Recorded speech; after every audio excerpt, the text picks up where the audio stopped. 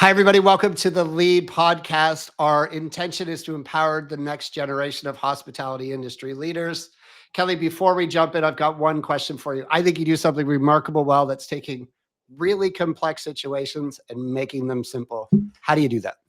Gosh, what a compliment. I think that's we live in a very complicated world, and there's a lot of noise and things happening right now. And I think the one thing that I learned in my entire time in the hospitality space is keep it simple. And I think the acronym is KISS. So maybe there's another word in there, but the simpler you can make it, and the less friction that's involved in any of the process, conversations, discussions, anything along those lines. The more simpler it is, the easier to understand, the less room for misunderstanding or confusion there is. And so it's really dialing it back, right? Bring it back down to that sort of fifth grade level and say, okay, are we overcomplicating it? And what can we kind of, get to the core issue on? So. And I think that's a perfect way to start as we embark on a conversation around marketing, right? It's a really big conversation. We know that in the design of this conversation, as we flow, we're going to condense it down into actionable steps for the leaders that are watching. It's not just to consume content through the Lead Podcast. It's to give you tools to be able to execute differently for yourself, for your team, for your brand. But Kelly just said, why do you feel it's so important now for Lead to be doing a podcast to try to reach the industry's next future leaders? Yeah.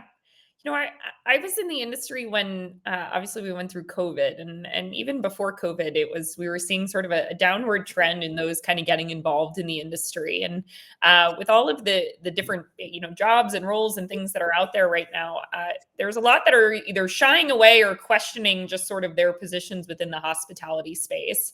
And I think with that questioning comes this need for or want rather for education or relatability, or is this the career path that I want to be going in? And what I love about the Lead mission, as well as just where this podcast is going, is it's really trying to provide a network as well as a place to turn for more information, for inspiration, for maybe even that reassurance that there is a career here, and this thing that I love doing on a day-to-day basis that sometimes gets a little complicated.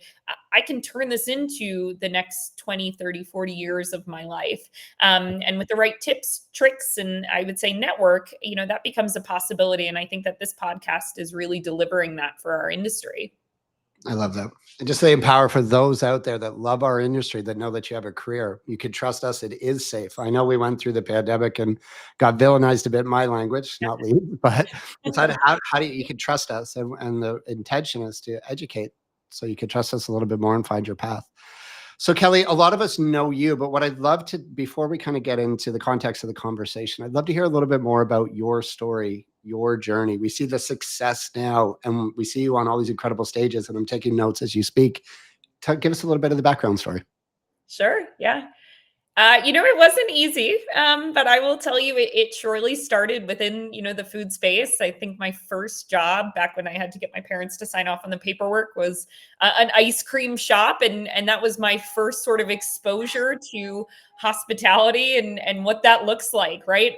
Summer hours in an ice cream shop with no air conditioning and a line of 150 people. That was my first exposure to it. And I was like, wow, this is fun.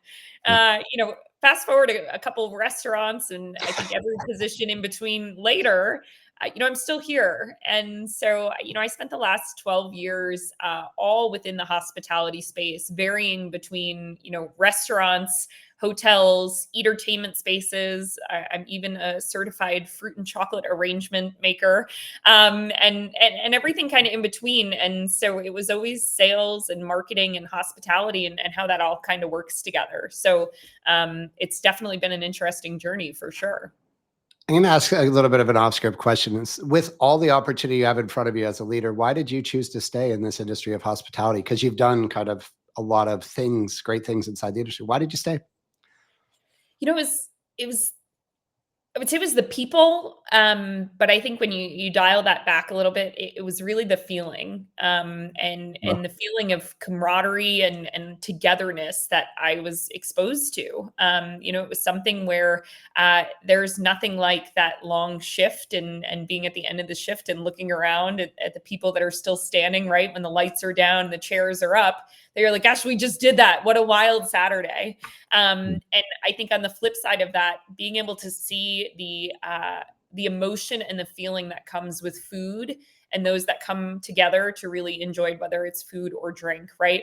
The hospitality space is something that we are celebrating the goods and we're also celebrating the bads together. And that varying amount of emotion is something that I think is so powerful, and something within the hospitality space, we're all empowered to make those moments that last with somebody forever. And I just didn't think you could do that selling vacuums or cars or things like that. And so it's something that's really kept me here, because every interaction is this emotional moment that lasts with people forever over a slice of pizza or a cold beer.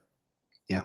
And I think as we look towards, technology will support us, but we're one of the last human to human connection industries left that'll remain that way, not only for us to our guests to create those experiences, but the experience in the community that we work with. And we're going to hold that, and people are going to look for that. And we have the ability to provide that. But let's get into this big conversation of marketing, but let's just put it in some context. Is there an example you have where you had a really great marketing success story? What did you do and what made it work? Right. I think every marketing interaction is really a success story to look at, because when you think about the amount of time and effort and moving pieces that go into a marketing campaign, it's something that really pulls everyone together. And that's in every instance in the hospitality and restaurant industry, right? Everything starts as an idea, where somebody maybe was worried about sharing in a meeting, and suddenly it's like, okay, well, wait a minute, we like that, right? And so it starts with that sort of small, simple idea, and it kind of expands from there. Not that I want to go back to, the COVID times, but I will say that is where I think so much innovation was born. And I would say during that time, it was, I went from a department of, I think it was about 13 down to a department of 1. And Wow. it was, how are you innovating every single day to come up with something that's going to make a difference, right? And really taking it, looking at the context of the situation and putting together a plan to implement that. This is going to sound silly, but it was, we did these koozies for Father's Day during the middle of the pandemic, right? So this is when, Father's Day, which is sometimes a forgotten holiday. Sorry, Matt, like you get stuck grilling, or it's, let's go to a baseball game. And I was at a pizza concept, and, we tried to just think a little bit outside the box, right? People couldn't go to restaurants. You weren't really, kind of getting together as a family, but you could be ordering takeout. And we put together these koozies that said "World's Greatest Dad" on them. And any dad or any takeout order that was placed during that Father's Day weekend was what, they got a koozie. And so whatever you were drinking, right, you could stick it in the koozie. And it was just this sort of, I would say, touch of, again, hospitality in a time when people were looking for anything and everything to kind of help make that, that occurrence with their family a little bit easier. And it was something that really took off. And I'll never forget the notes and the emails and the messaging that we got from people saying, thanks for thinking out of the box. And that meant a lot to me. And oddly enough, I think it's 6 years later now. I know my dad still uses his on Father's Day. And so it was a fun little takeaway that really stuck and resonated. And really, it started with what could we do differently? And it really evolved throughout that process. So it was really cool. Yeah, I love that one. Like, there's something so powerful for me in what you just shared around sitting around a table and just having scrappy conversation around what do we need to do to meet our team or our guests. Because one thing I'd always ask like people inside a hospitality room, are you a leader? But one thing I'd love you to answer for somebody, if we were to ask an up and coming leader to say, are you a marketer? Are you in marketing? And I think there's the opportunity to market yourself or what you're doing or your role or position. What might you say to that leader who might be listening to say, I don't know if I'm a marketer? Is everybody a marketer? You know, I And we get this question too, and I think it translates really well on the sales side, right? Everybody is very cautious to say, I'm not a salesperson. Yeah. But I believe strongly that every person within the organization is a salesperson. And I believe even more strongly that everybody is a marketing person within the organization, whether you believe it or not, and or whether your title is marketing or not. Every single person in that room has an affinity to that brand and is choosing that brand to sort of represent on a daily basis. And whether you're representing the brand, standing inside of that restaurant, talking about the specials, on the menu, right? A server may not think of them as a marketing person, but they are. They're the ones that are communicating that message. Any marketing leader that is trying to decide whether or not they're a marketing person, I think it's where, ideas are born. And it's something where that individual is taking a particular interest in the brand that they're choosing to work for. And so anybody that aligns themselves with a brand, I believe is, they have an affinity for marketing. Yeah. No, I love that. And it's an opportunity that we all have the ability to influence and impact, whether it's our own growth or our brand or our connection to our guest. One thing that I find on podcasts, I just want to be real here, is a lot of times we show up and the conversation is driven to share just the success story. And I think a lot of us are leaders that I admire, like yourself, who have had such a successful journey. There's been lessons along the way. Is there a time where you did something, it didn't achieve the result? And I don't believe in fail, but you didn't achieve the result. And what did you learn about it? What did you learn about yourself inside of that? Yeah. Gosh, I think the big thing in marketing is it's all about testing things, and it's that gut feeling. And every time you decide whether it's any sort of campaign that you're running, you could have all the data in the world and you don't really know until it actually goes live what's going to happen with it. And so, there's a lot goes into sort of planning for that and planning safely so that if it goes well, great. If not, then, what's kind of the backup plan, and how are you testing that data? When I think about a virtual brand that I was involved in the launch of a few years ago, we weren't sure, right? It was something where we really thought something was going to happen, and we were excited about it. And I'll never forget going out to lunch with friends, being like, I think this is kind of a big deal. I think I got to be home for it, right? Just in case. Yeah. And we launched it, and the flip side was the response was so overwhelming, but we weren't prepared for it. And that is just as much of a failure, not a failure, but a learning, right? Of the campaign can go really, really well, but if you aren't there to be able to execute against it, then you end up becoming, coming up short on the other end of it. Just as much as if you launch a marketing campaign and it's not a success, being able to sort of identify what you're going to do to handle that. And that's why the interesting thing about marketing is I go back to everybody is a marketer, and everybody has buy-in to making one of these programs a success and sharing their opinions and sharing, where those pitfalls may lie so that it can be something that's addressed with it. Because every successful marketing campaign definitely had some hiccups along the way to get there. And what did you learn about yourself? Like what story did you tell yourself? Were you hard on yourself when it launched? It was really successful, but there was more work than there was hours to get done. Like in that bottleneck, what did you learn? What did Kelly learn about herself as a leader in that experience? Yeah, I think it's, preparation is always good, and it's easy to be tough on yourself. I can't tell you how many times you've had those aha moments of like, how did I miss that? Right? Like, how did I not realize that my promo code was expired, or that I didn't have the right tracking on the website, or I sent out an email with a subject line that had a typo in it, right? We have all been there. And I think that is something that as a leader, especially in the marketing space, it's okay to make those mistakes and be forgiving about it, because it happens to everybody. And sometimes it takes making those mistakes, sending out, an email to like 1.3 million people and having a typo in the subject line, right? That's a tough day. That's a tough mistake. It makes you very hesitant to hit the button in the future. But I think that as a leader, it really teaches you that it's not a one-man show, right? It is something where you are so reliant on having a reliable team around you that you trust, and a team that can give you the feedback that you need, but a team that is working together to make sure that those types of mistakes don't happen. And when they do happen, what is that plan B? How do you handle it? What do you do? How do you, send out, an email saying, sorry about that, we weren't paying attention, that's going to be the most important part about it. And I think there was something that you shared there that I'd just love to pause on for a leadership lesson for the audience. Who's the hardest person on Kelly? Oh, Kelly all day long. It is so, nobody knows.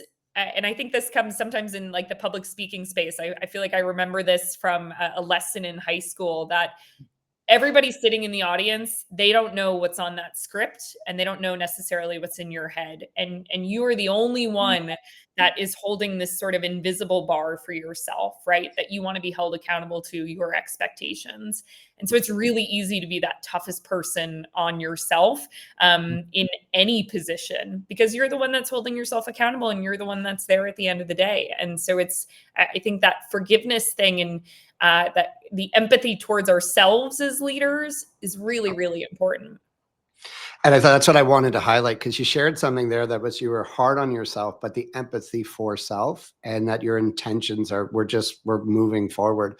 Any leader watching that is a lesson in itself to see the transition from that didn't work, I can be better. So I'm gonna trust the process, trust my team, and move forward.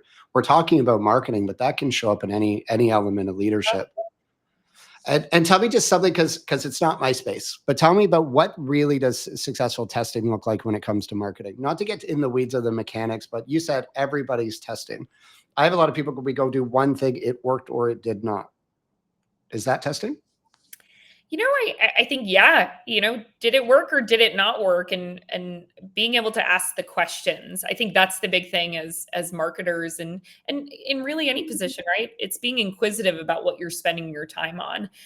It's not operating with the blinders on. You constantly want to be asking the questions because I think the other important thing is, okay, great, it worked, but why? And was it the color? Was it the logo? Was it the message? Or was it the offer? And really being able to sort of ask those questions, that's what helps make it stronger for the future.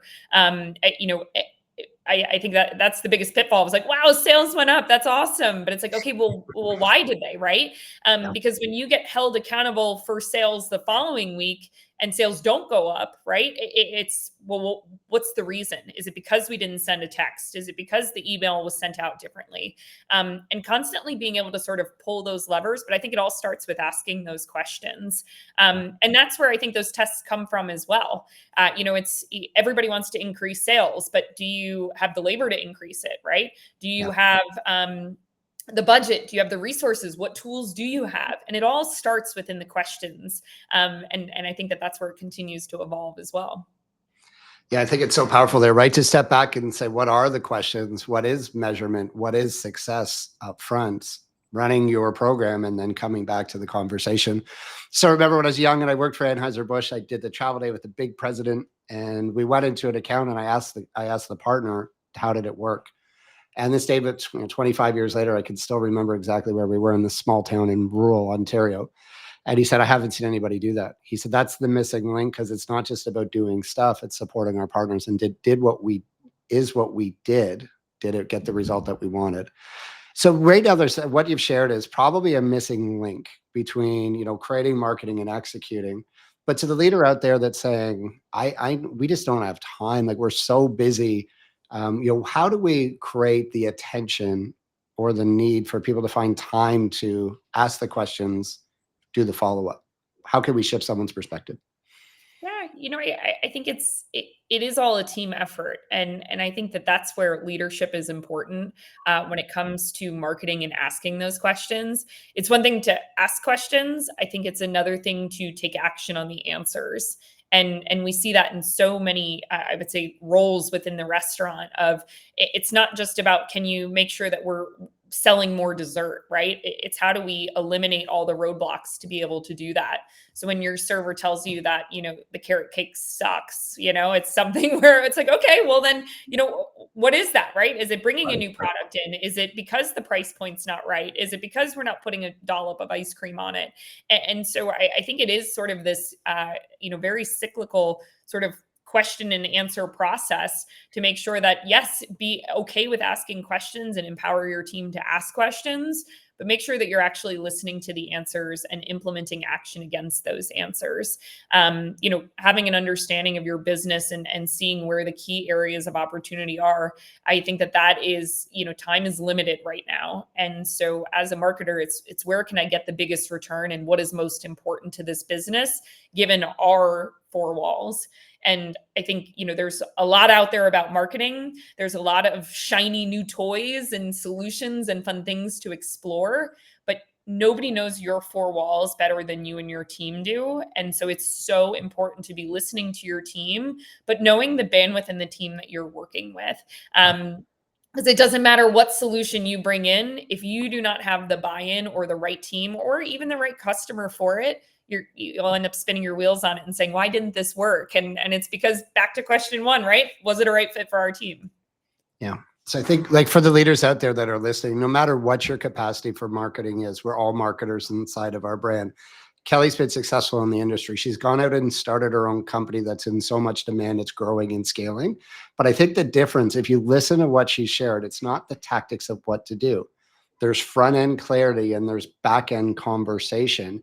And she's out there doing it in so much demand. I don't even know, Kelly, and this isn't to promote you, but I have to, because it's the reality, to promote that you're out there doing it. And there's so much demand that you can't probably take on all the work that's coming your way because you're taking a different approach. That could be building your own company or an individual ice cream stand, a QSR location, a full service restaurant. There's patterns of success. Kelly just shared the missing links of success. It's not just what we're doing, but the front and the back end.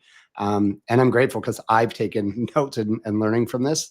I just hope that we pause there before we get into the answers. So this is for the ops-minded leaders out there. Like, there's somebody out there. Some of us are, give me the idea. Some are like, give me the exact map. I want to follow the map. We can't give the full map in respect to marketing, but let's just break marketing down a bit. What are some of the key channels right now? Not to dive into the full detail, but what are the channels of marketing that you're talking about most often right now? Yeah. I think in our space, we are looking at it, and where for me, marketing kind of comes back to it's definitely your why as a brand. Why does somebody know you? Why does somebody want to come eat at your restaurant? Why is somebody ordering it for delivery? Why is somebody, coming back to the restaurant?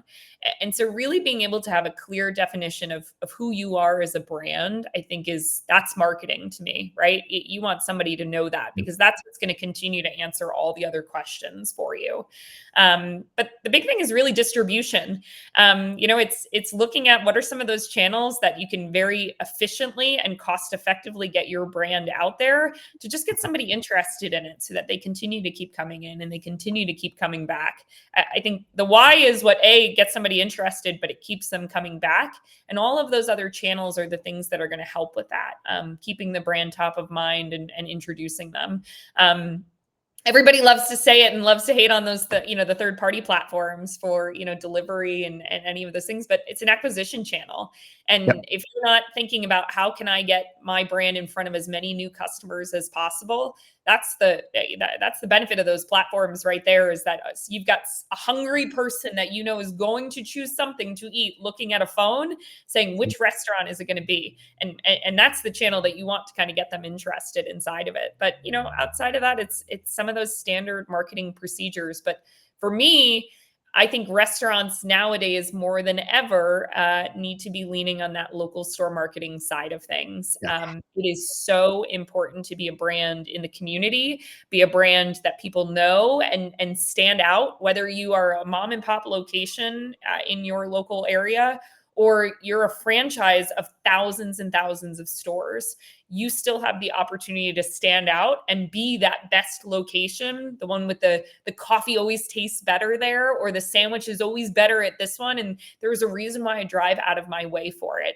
And that comes down to the local store marketing side of things. I don't care what your budget is on Google and Facebook and all those things. You're at the mercy of them. What happens inside of your four walls, that's what you have complete control over. Absolutely love it. And to look at it, see, it's not just about budget and spend, right? Sometimes we spend on marketing or we take action around marketing and local store. Yesterday, I actually drove across the city to go to a location because of my engagement with the staff. So it's an extra 20-minute drive there and back, but they're so great. It's a retail environment, but exact same products 5 minutes away, but I'll take the drive because the franchise ownership are so engaging, and we always have good laughs. And I'm willing to make that trip, and I'll make it again. I think it's, and Matt, sorry, I don't mean to cut you off, but I swear it's right. That's when you ask me the question about why do I stay in hospitality, it's that exact feeling. It's being able to be within a four-wall space and make somebody's day because I wrote thank you on the cup, or I, included a gift card for them to come back, or I went out of my way to self-deliver an order in the community. It's that ability to create a feeling for a customer. Like, to me, that's hospitality, and that has such close ties to the marketing side of it. And again, you kind of know, right? You don't need a budget to necessarily give somebody a great experience. You just need a person. Love it. Last thing that I want to break down, just because I think we've had this conversation us kind of off of recording, and I took so much from it, but our goal is to provide tools. And after this, we'll send some tools that go along with these episodes to help you execute. If we could just break down like a 30-minute conversation around your why or purpose, like how do you have that conversation? What questions should they ask themselves? Let's get tactical and getting clear on your why from your perspective. Yeah. I believe it's really, knowing why you're getting out of bed in the morning, and really liking what you're doing. And you may not like it every day, but if you believe in what it is that you're doing, or the brand that you're working for, and the experiences and things that you can deliver, I think that is that's your North Star. And on a bad day, when you send an email with a typo to 1.3 million people, happen. Right? That's what you can come back to is, hey, you know what? At the end of the day, I still recognize who I'm surrounded by and what I'm doing, and why that's sort of making a difference in, my local area, or, what I do. You really have to kind of believe in it and feel good about it, because that's what helps you overcome any difficult sort of, instances that will happen, whether that's, stores closing, a store burning down, it's COVID, it's any of those types of things.